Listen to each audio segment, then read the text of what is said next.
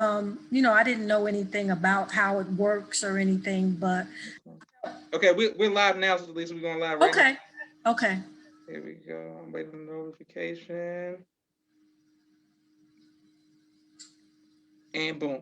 And we are live. I want to thank everyone for tuning in to a very special edition of Off the Record on the People's Podcast this afternoon.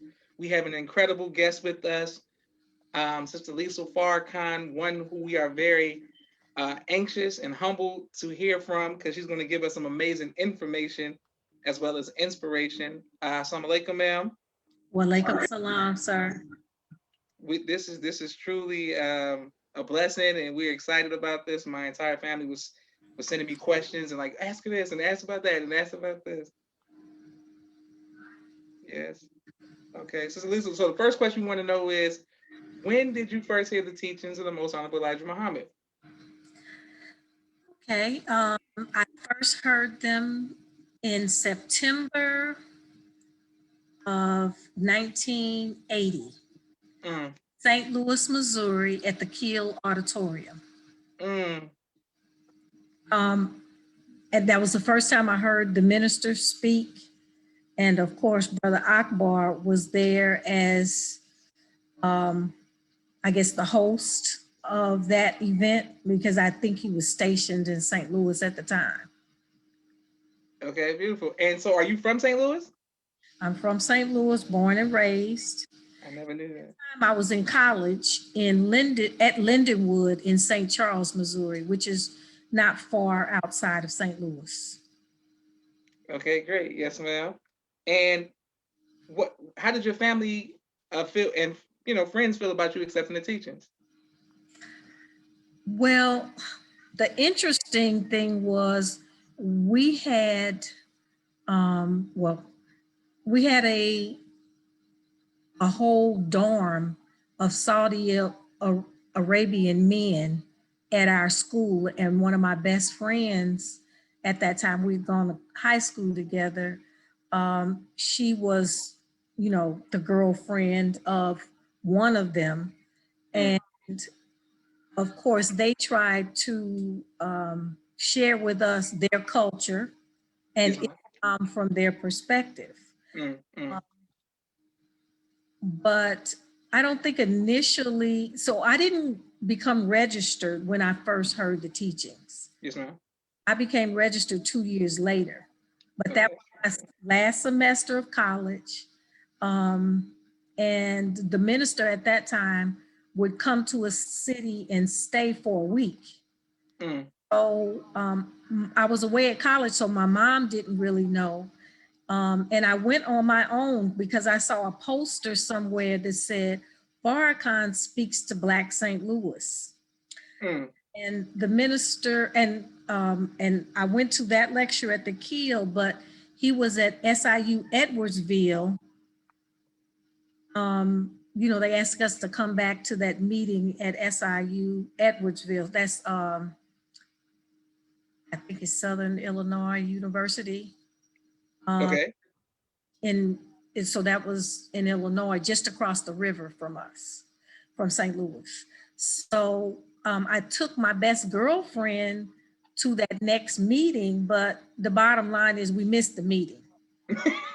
So busy putting on makeup, and then we got lost. We thought it was actually in Edwardsville, and the meeting was actually at Extension campus in East St. Louis, Illinois. We drove all the way to Edwardsville. By the time we got to the meeting, it was over because it was that far. Yes, ma'am. Okay, great. And how was the once you joined the nation, you joined in St. Louis? What was the climate? I didn't join in St. Louis. Okay, so where'd you join? Okay, so I became registered in Chicago. Okay. So I graduated that December 1980, and that summer I moved to Chicago. Didn't hear anything about the nation until after Savior's Day 1982. So I was in Chicago on Cottage Grove at Brother Tim's health food restaurant. And Brother Charles, I remember I was ordering, trying to eat right, supposedly. He visited Hakeem Malbute's. He had a school, and I was interested in the school, and he had a bookstore and everything, like right on Cottage Grove. And then down the street from there was Brother Tim's, like a fast food, health food restaurant. Brother Charles Muhammad was working there, and he said to me, "Have you ever heard of Minister Farrakhan?" And I said, "Yeah, where is he?" I didn't even know, I don't think I knew that the nation's headquarters was in Chicago at that time. I think I knew that. But he said, "Well, we meet over here at Reverend Al Sampson's church, Sangamon, South Sangamon. I can't remember exactly, maybe 63rd and Sangamon or something like that." So he would bring me to the meetings because I had a car that wasn't running at the time. So he was like, "Do you want to go here?" I was like, "Sure." So I wrote my letter May 9th of 1982. Praise be to Allah. Beautiful. But there were many steps.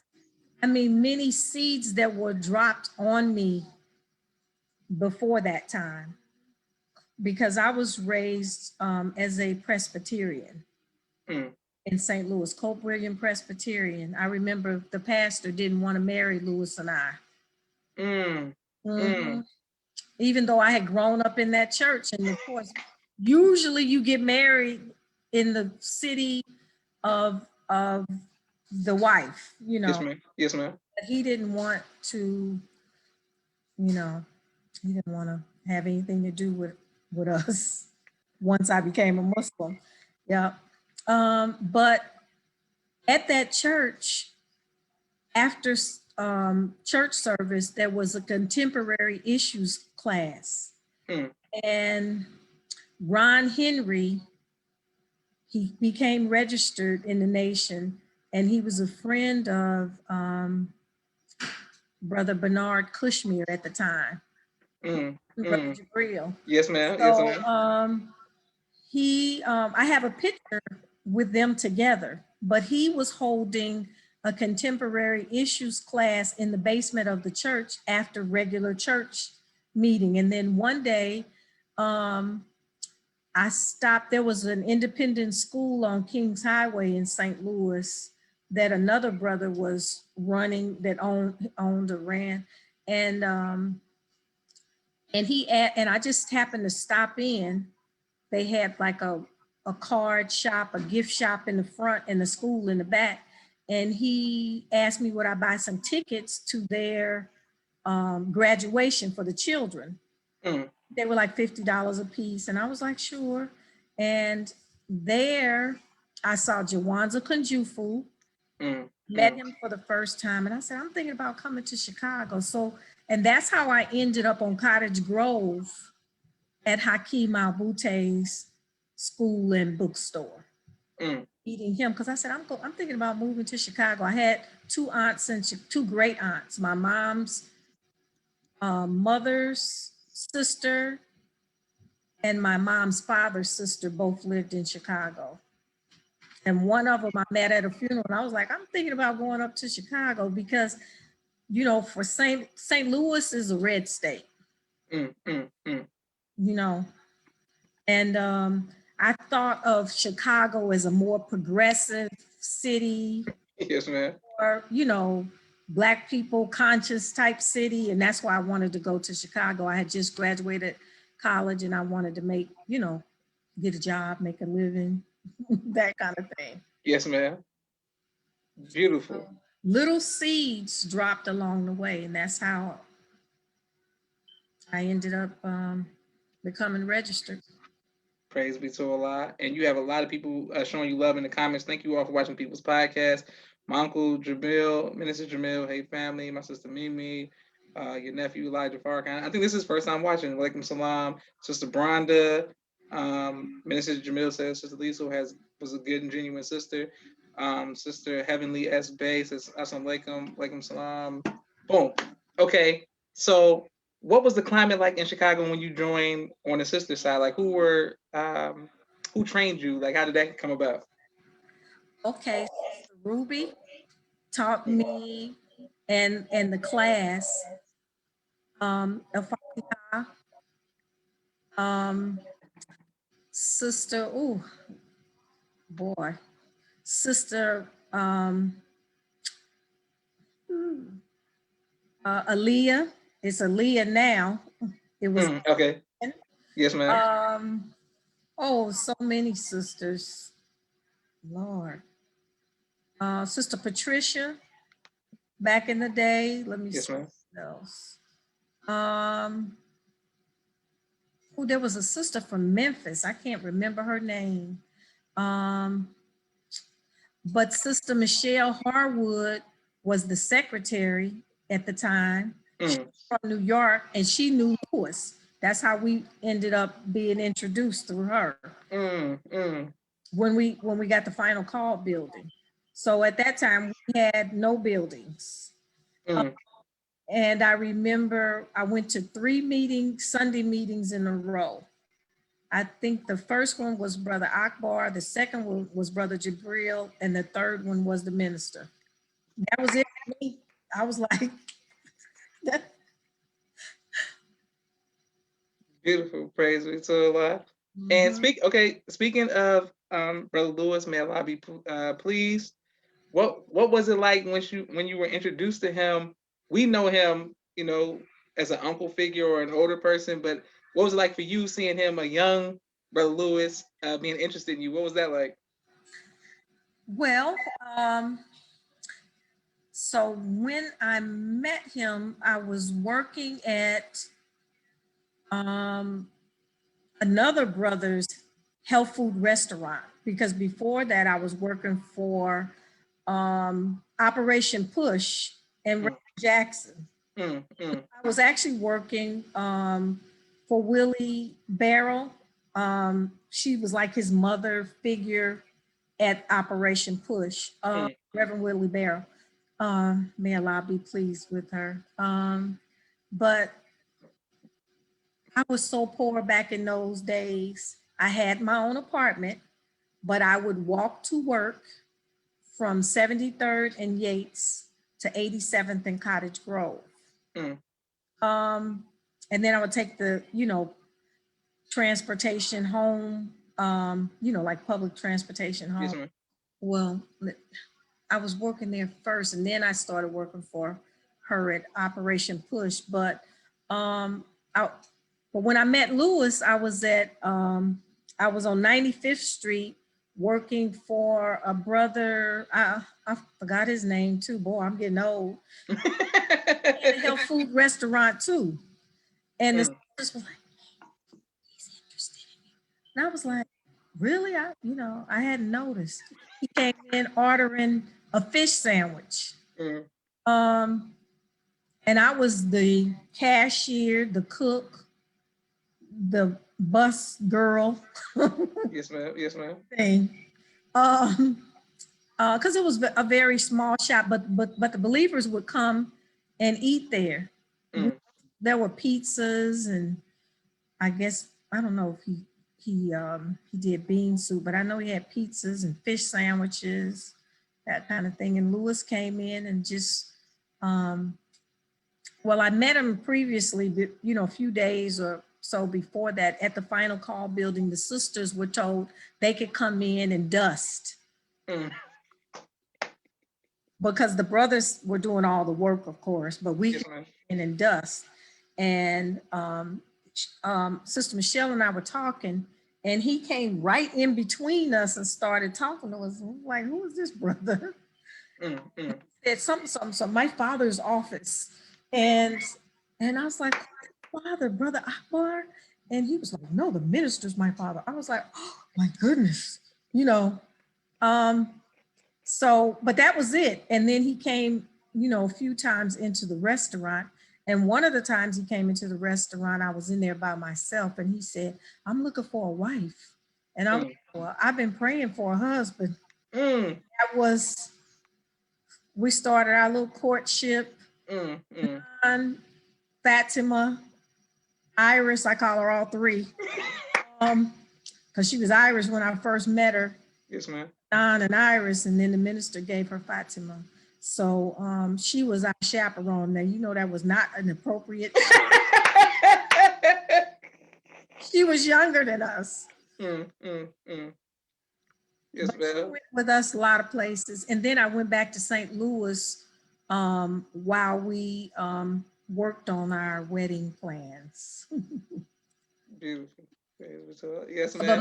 my mom or my dad were not so much interested in seeing me become a Muslim.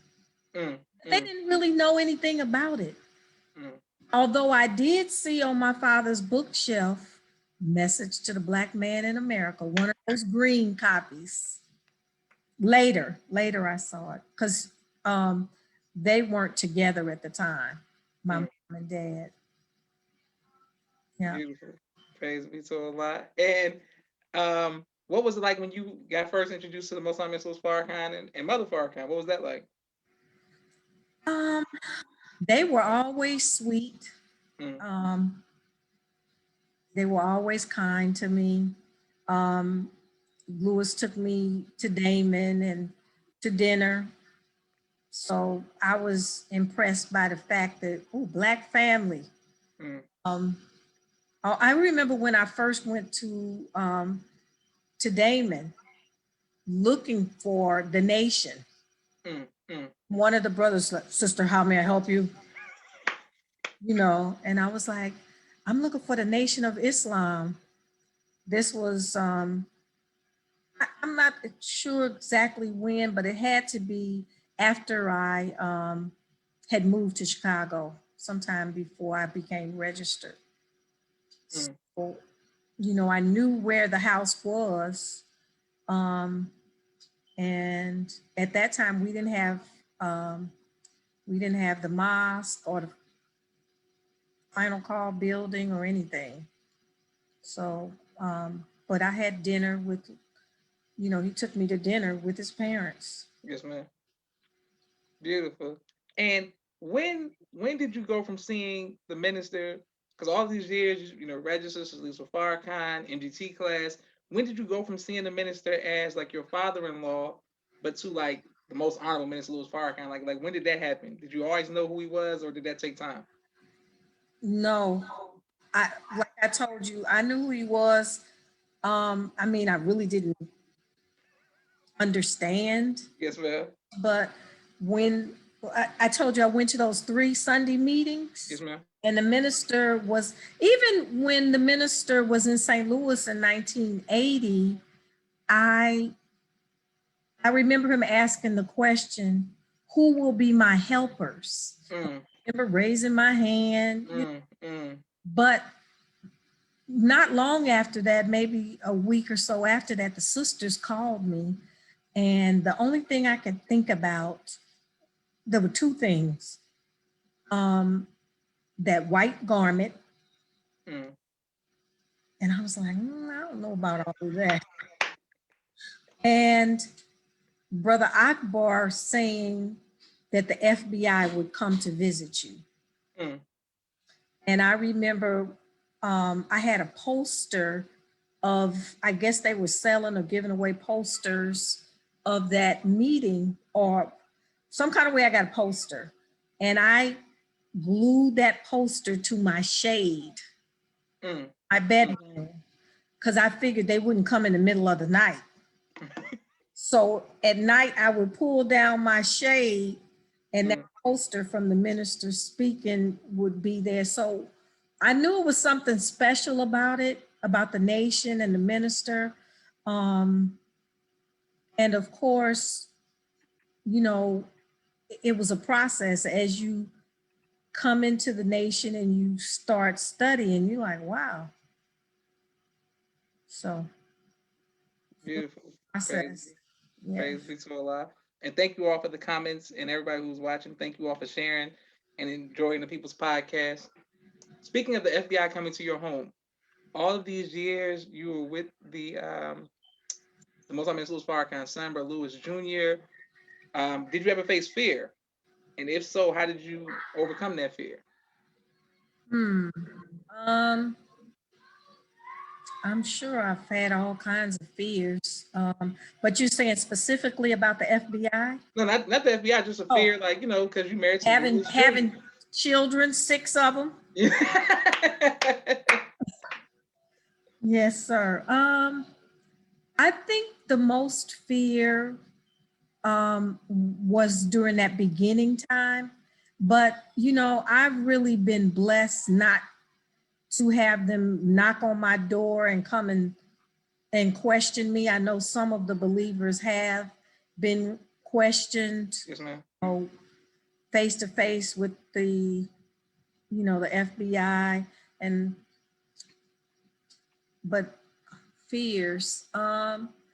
Okay, I guess my biggest fear is what will happen to all of us, especially my children, the young people, when the minister is actually gone.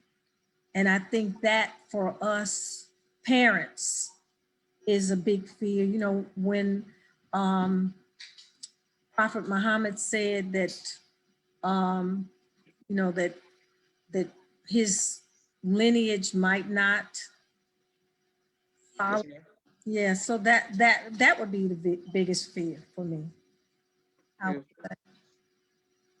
Yes, ma'am.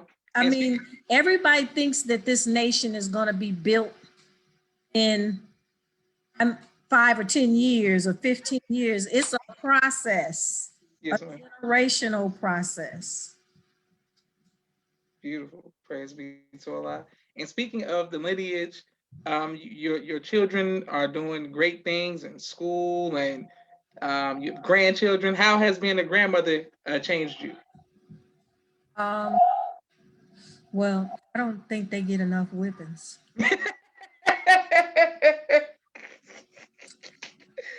Yep. Um, so I would say I don't know how it's changed me. I think I'm still the same, You think it's just okay, okay. but I really want them to work with their children more. Mm. So I don't know, y'all young people, y'all have to. We were hard. We didn't say certain things, even if we thought them. We kept our mouths shut. Today is the age of say whatever comes to your mind, because you won't get popped in the mouth. Mm, mm. No, But we knew better. Sister Lisa, how did you get into education? Okay, let's see. Um, uh, I wanted to help the nation and the minister. It's interesting because I'm working in DCPS now, but I've worked in, I'm living in Washington, D.C. now, and I worked Mm, for Prince George's County, Maryland's school district for 3 years, and now DCPS. But mm, it was all to qualify myself to take the Muhammad University of Islam to another level, to the next level. That was the purpose. So when I came here to Washington, D.C., the plan was get a job at Howard University, go back to school, because my undergraduate degree was not in education. mm.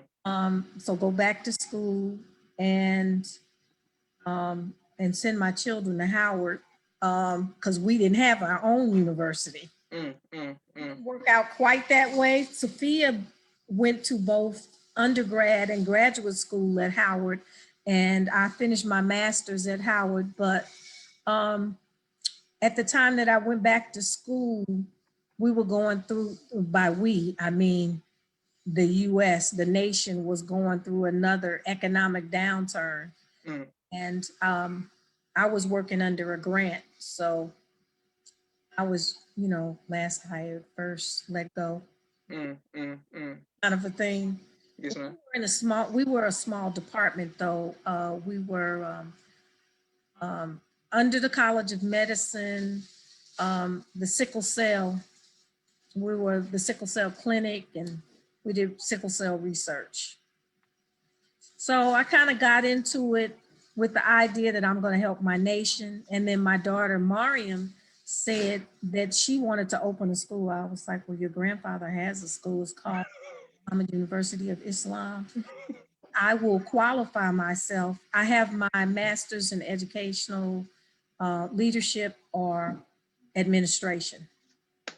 So not so much wanting to teach, which is what I'm doing now. And I'm Yes, ma'am. enjoying the teaching because I'm learning a lot. Mm, mm. History, I never took much history in high school or college. Mm. I was a communications and politics major, political science major.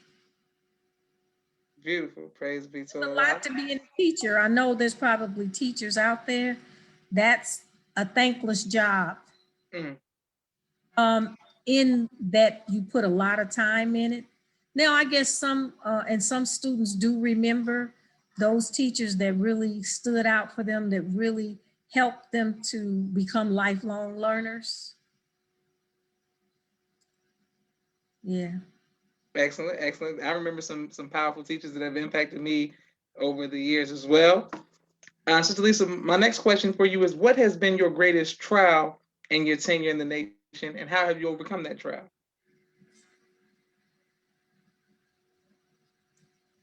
The other half of self-marriage.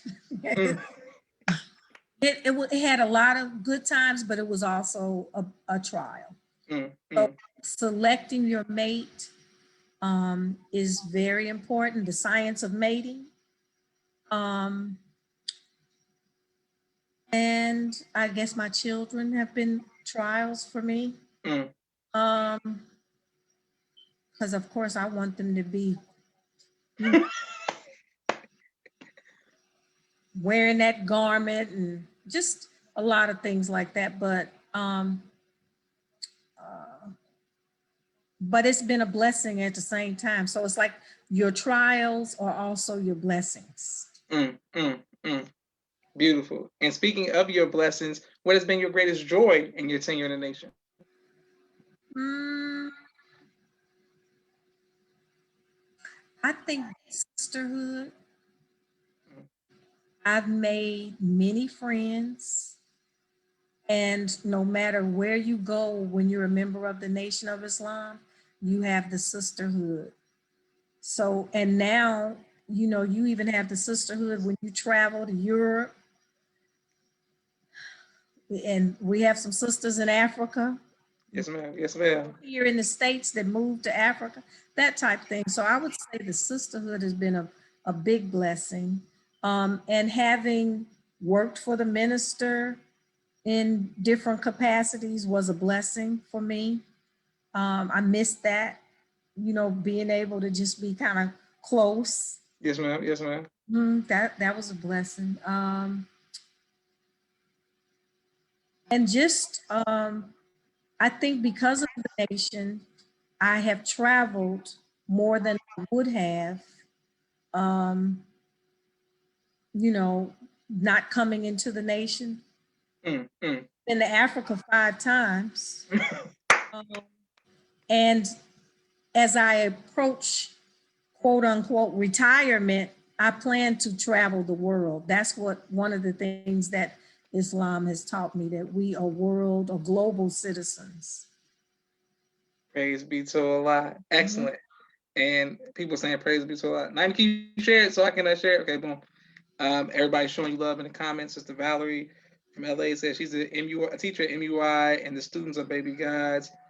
Sister Aisha says being in nation definitely makes you travel. Brian C. Morrison says Baloo Nights. People just showing you love and nothing but constant love in the comments. But beautiful. I have a Hey, quick. Dr. Morrison. I He's our team leader at Blue High School. So we're teaching in the 8th ward, mm, as pretty much the lowest economic ward in Washington, D.C. Mm. And our students, they're a challenge, but we love them. And they're right here in Washington, D.C., in the nation's capital. They Mm. have the ability to, see a lot of history right here. Beautiful, amazing, and thank you, Dr. Morrison, for looking out for Sister Liesl, and that's great that you were working in the community and giving back. Now, Sister Liesl, I have some two very important questions coming up, but I also have I'm coming right back to you, but I have a quick 60-second commercial break to all of the sponsors of the People's Podcast. I want to make sure that I thank you all. We starting a new month, so this month we have sponsors from all over the country, but this month I've been receiving a lot of donorships, sponsorships based off of YouTube and the views. Make sure if you would like to sponsor, please Cash App the People's Podcast. We appreciate that. Street Premiere Media Production. My brother Rashad's he has a 4K camera, a drone. They do television editing and film editing as well. My sister Miriam, ABC I Love Me children's book and coloring book, both of which are on Amazon. Thank you very much, Sister Mimi. Make sure you all go get that. My sister Naima, Stay on Point Dance Academy, LLC. We love our tiny dancers. She teaches ballet virtually to young girls all across the country. Thank you very much. Nation Auto Sales, LLC, out of St. Louis, Missouri. Our brother, he can ship cars and trucks to you wherever you need them. Engineers, I want to make sure I pronounce this right. Engineers of Tomorrow, LLC. This is a STEM preschool out of Dallas, Texas, and they do a great job. If you want to support, make sure you reach out to them. They are producing young gods in Dallas, Texas. MTS Car Bros out of Los Angeles. Any make, any model, any year, 30 to 50% off. Thank you very much. If you all need a car or truck, make sure you reach out. Raising Black Millionaires, Sister Tia Muhammad. She teaches economic empowerment and development through flashcards. I'm coming right back to you, Sister Liesl. Brother Kenneth, bow tie maker extraordinaire. He'll ship bow ties to you all across the country. Thank you very much, Brother Kenneth. Brother Chantel, he hires truck drivers, pays them weekly, and he specializes in refrigeration, the X and Express. The Real Hip Hop Network, they have their own platform. You can get paid per stream. So reach out to the Real Hip Hop Network. Make sure you download the app and support. The Hip Hop Detox out of Chicago. They teach a holistic approach to healing the youth in high schools. Thank you very much. All across the country. Dr. Henry M. Carter, right here in Atlanta, Georgia. King Henry's Turkey Legs. Make sure you support if you're in Atlanta. Brother Rashad Muhammad, COVID-19 disinfecting cleaning services in Chicago. My father's book, A Soldier in the Movement of Christ, AbdulSharif.com.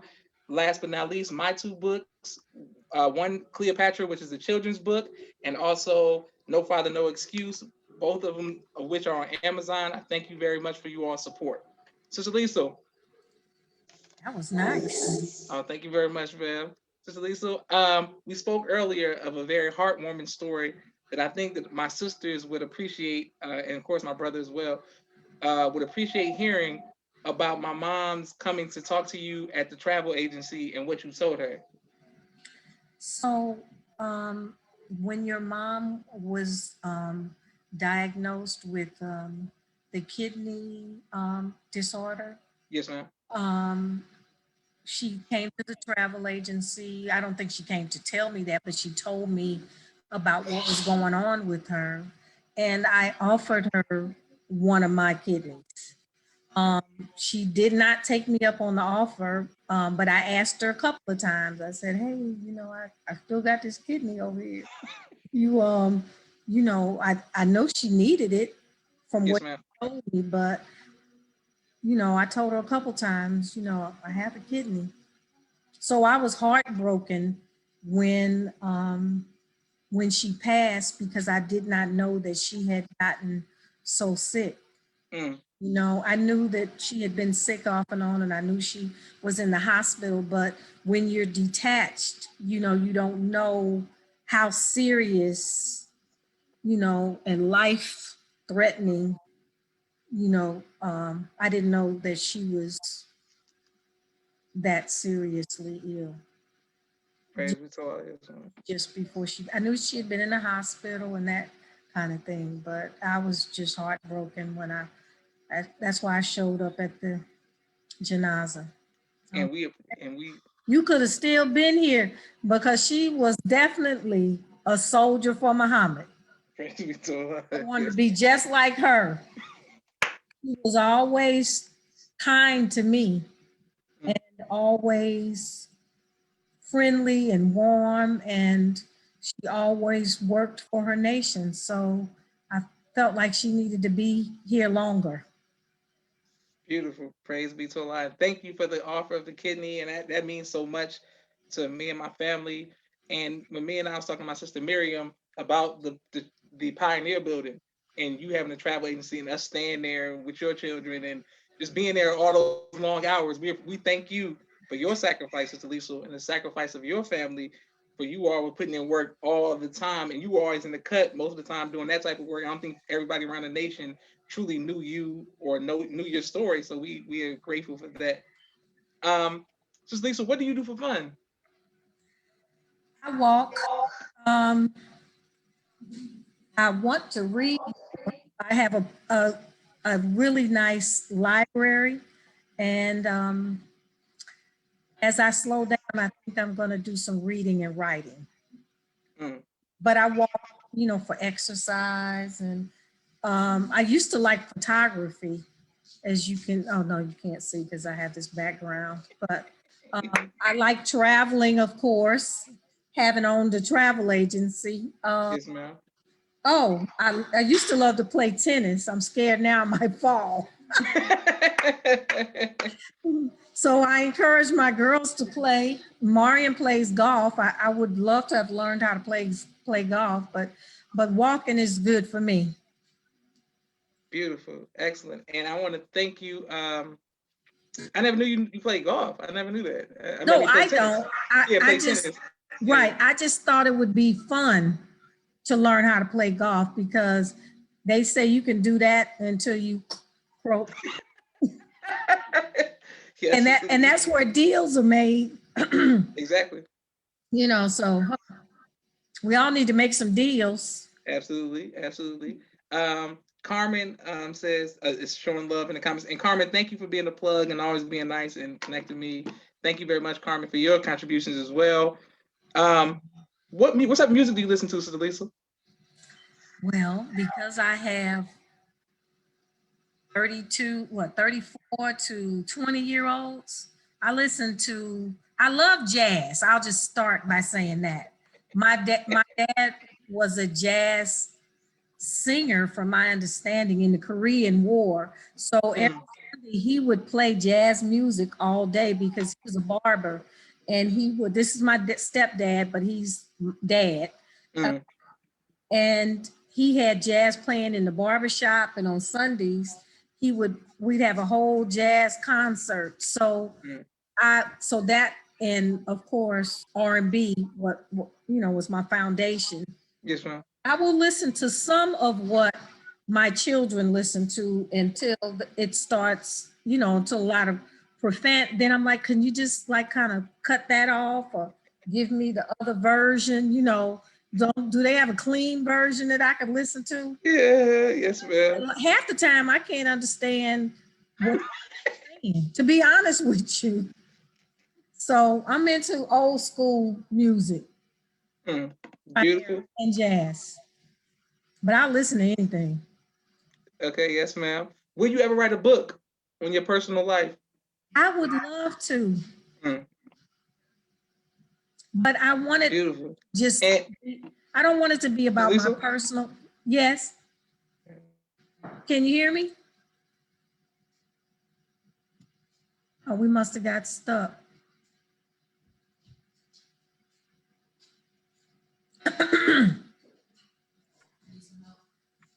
So Lisa, can you hear me?